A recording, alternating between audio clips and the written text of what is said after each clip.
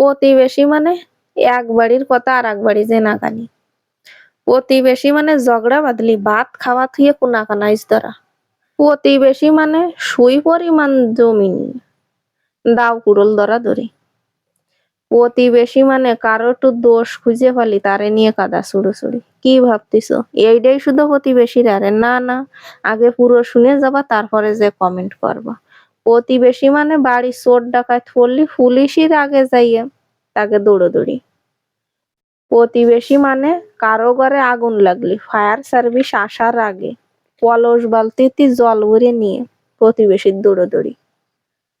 সবাই কয় কিছু মানুষ আছে শোনে কম বোঝে বেশি, আর যা ঘটে তার চেয়ে রটায় বেশি, এর নাম প্রতিবেশী। এই কথাটা সম্পূর্ণ ভুল কথা। প্রতিবেশী মানে হচ্ছে তোমার সবচেয়ে অসুস্থতার সময় তাকে আগে বেশি দৌড়াদৌড়ি।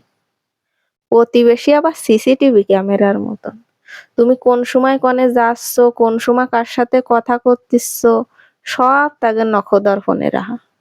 প্রতিবেশীরা তোমার মনের কথা শোনার জন্য ভারী আগ্রহ দেখাবে, কিন্তু শোনার পরে পাশ ফিরারও সময় পাবা না, দেখো যে পুরো গ্রামটা জানিয়ে গেছে।